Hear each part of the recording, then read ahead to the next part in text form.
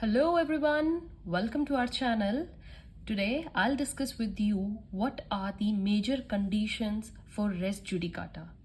जो हमारा race judicata का प्रिंसिपल है बच्चे, उसको हम किन कंडीशंस पर अप्लाई करते हैं, what are those features and what are those conditions that are necessary for the application of principle of res judicata, right? So we are going to discuss this.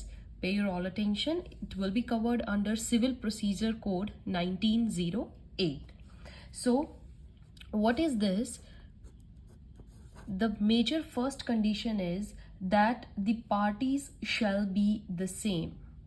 Okay जो आपका previous case था जिसमें already judgement आ चुकी है और आप उसी case को जब दूसरी कोर्ट में या दोबारा से फाइल करते हो तो जो फर्स्ट कंडीशन सबसे ज़रूरी है वो क्या होनी चाहिए कि parties shall be same.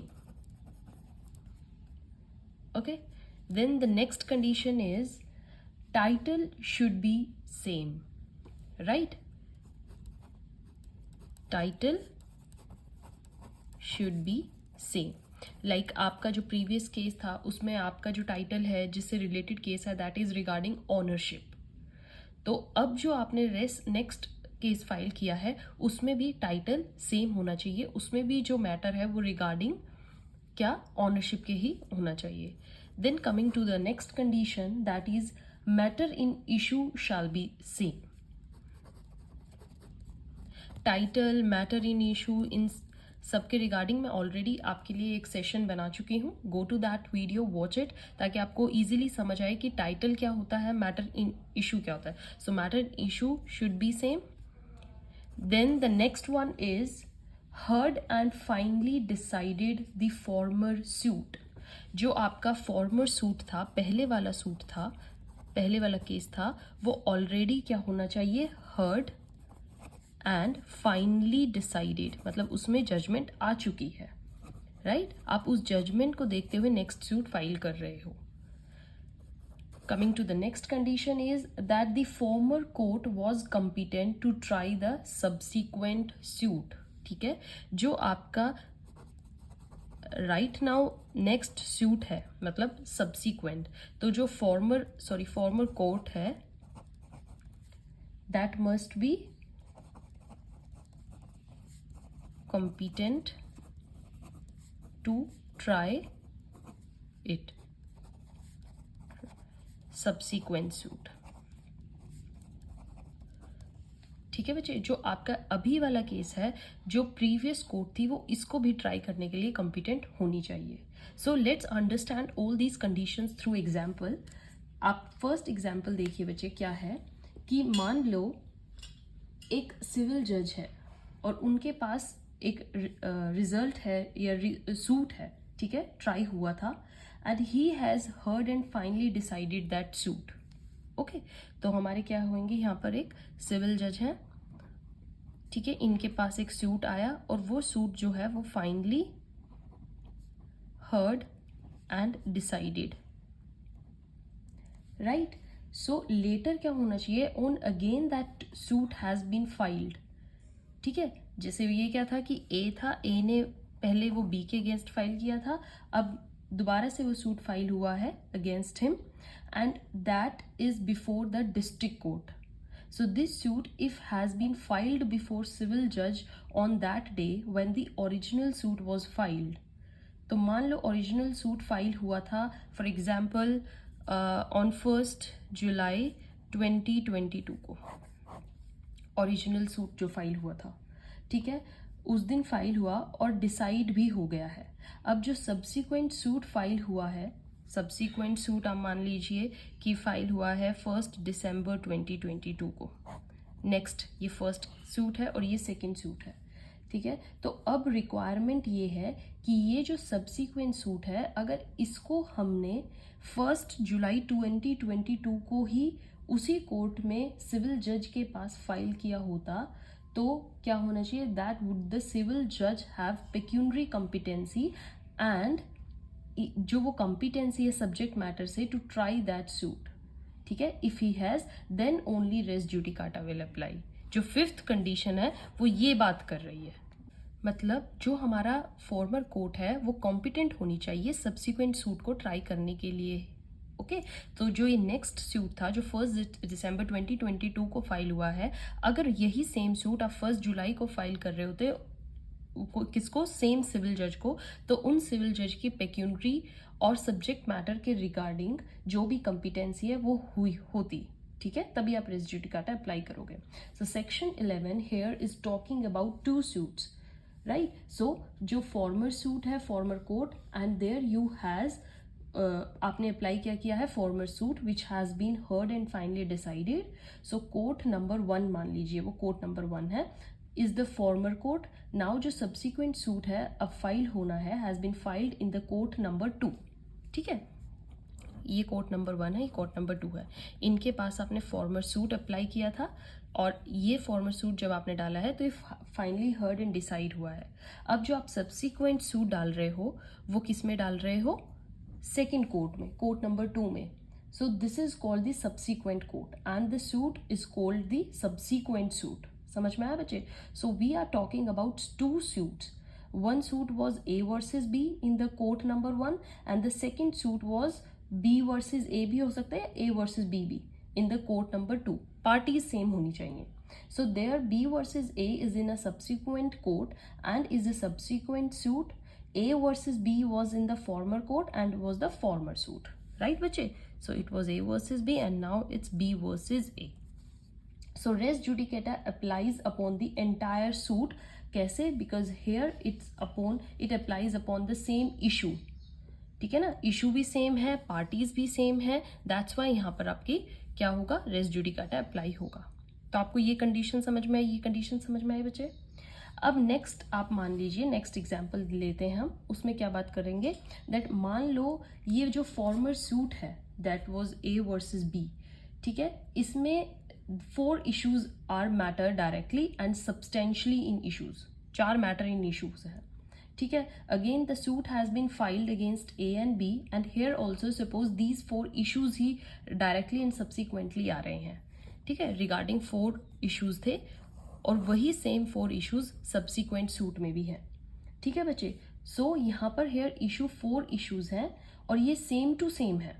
So these 4 issues are exactly the same in the other conditions of res judicata fulfilled अगर है, then res judicata will apply upon this issue, ठीक है बच्चे। क्यों?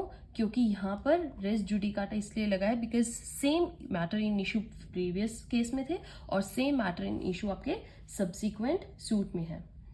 So when you say res judicata upon a suit, that means that all the matters that are directly or substantially in the issue in the subsequent suit are same as those which were there in the former suit. So if res judicata applies upon all substantive, all material issues, then the entire suit will be bad.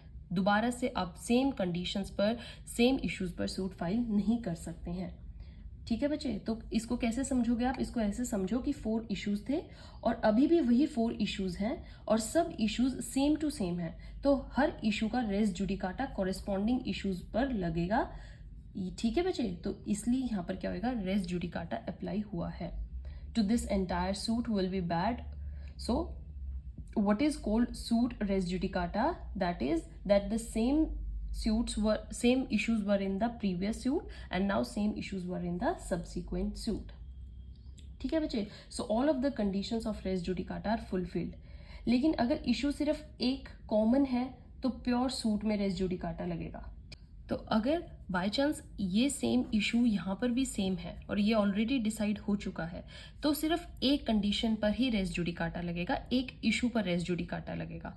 अगर जो rest 3 issues हैं वो इन 3 issues से different हैं, यहाँ पर race judicata नहीं लगेगा, ठीक है बच्चे।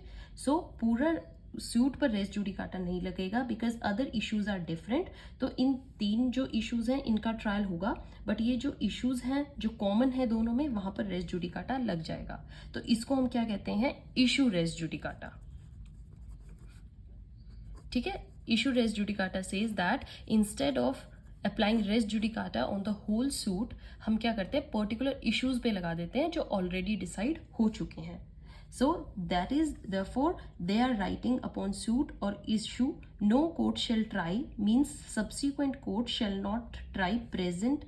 कौन सा प्रेजेंट केस जो ऑलरेडी डिसाइड हो चुका है, because suit has already decided. No court shall try, it's referring to the present suit, and there later on they are saying suit or issue in which matter directly or substantially in issue. तो यहाँ पर they are talking about the present suit has been, ठीक है, मतलब they are talking about past. They have been directly and substantially in the issue हो चुके हैं बच्चे, जो ऑलरेडी डिसाइड है. अब वो आप दोबारा से सूट नहीं कर सकते हो, right. So no court shall try, bar किस पर है? Bar is upon what? Obviously upon the subsequent court, but bar is upon doing what? On trial. मतलब आप ट्रायल नहीं कर सकते हो, ठीक है. सब्सिक्वेंट कंडीशंस जो हैं रेस जुडिकाटा की अप्लाई हो चुकी हैं, आप उनको ट्रायल पर नहीं ले सकते. When res judicata is proved then the subsequent court become incompetent to try. मतलब पर्टिकुलर सूट पे या उस पर्टिकुलर सब्जेक्ट मैटर पे court become incompetent. So it is the case of lack of subject matter of jurisdiction, ठीक है. General subject matter नहीं, उस particular suit का जो सब्जेक्ट मैटर है उस पर अब हमारी कोर्ट है वो इनकम्पिटेंट है. So whenever there is a lack of subject matter jurisdiction, what is the consequence? The decree is void. So this is an example of lack of subject matter jurisdiction, but not subject matter in general, subject matter in that particular suit, because they have become incompetent to try it. And since it is the case of lack of subject matter jurisdiction, so if court in violation of this conducts the trial, तो वो जो decree होगी वो क्या हो जाएगी? void. समझ में आए बच्चे? सो फॉर्मर सूट, अब हम जो बात कर रहे हैं between the same parties, condition 1 पे आइए. पार्टीज क्या है यहाँ पर? A and B in the former suit, and the present suit में भी पार्टीज जो है वो क्या होंगी? A and B. तो former suit between the same parties and present suit की जो बात हो रही है वो भी पार्टीज क्या होनी चाहिए? सेम होनी चाहिए, ठीक है. Furtherly we are saying or between the parties under whom दे और एनी ऑफ देम आर. मतलब फॉर्मर सूट में सपोज कीजिए ए एंड बी थे, ठीक है बच्चे, कंडीशन मान के चलिए A and B were there. And present suit में it is A son and B's son, ठीक है. Further they are saying or between parties under whom they are representing them, यही बात कर रहे हैं हम. So the present suit they are claiming under A and B. जो A का सन है वो ए के लिए क्लेम कर रहा है और जो बी का सन है वो बी के लिए क्लेम कर रहा है, right. So as claiming as a son of A and B son is claiming as the son of B, it can be anyone, like wife भी हो सकते हैं, कोई उनका son हो सकता है, right. तो यहाँ पर क्या है? they are claiming their title through the parties to the former suit. जो former suit की parties है वो उन्हीं के title के अंडर claim कर रही हैं. So either the parties will go in under the suit are same, or they are representing this suit under the same title. So between means यहाँ पर suit was contested between them and there the conflict of interest was them. तो यहाँ पर आप ये नहीं कहेंगे ये तो एक का सन है तो parties different होगी, नहीं. They are claiming under the same title. तो यहाँ parties का मतलब वो same person भी हो सकते हैं या फिर उन्हीं के title को या उनको उनके कोई पार्टी अदर पार्टी रिप्रेजेंट कर रही है, ठीक है बच्चे. So any matter which was essentially decided in order to effectively decided. तो किसी भी सूट को डिसाइड करने के लिए कुछ फैक्ट्स होते हैं जिनको डिसाइड करना होता है. अगर वो फैक्ट ज़रूरी हैं तो हम उनको डायरेक्टली एंड सब्सटेंशियली इशू कहते हैं. तो वो इश्यूज आपके सेम होने चाहिए. Right now I have explained all the conditions. I hope आपको ये कंडीशन समझ में आई है. जब ये कंडीशंस फुलफिल होंगी तभी आप क्या करते हो? रेस जुडिकाटा अप्लाई करते हो, ठीक है बच्चे. If these conditions are not fulfilled res judicata apply नहीं होगा और जो सब्सिक्वेंट सूट होगा वो उस पर प्रॉपर ट्रायल होगा और जो डिक्री आएगी वो वैलिड होगी. So for today the session is over. Stay tuned for the next one. Again we are going to discuss one of the important topics related to res judicata. It is a very important topic. Stay tuned, don't miss any session. Till then, have a happy day. Thank you.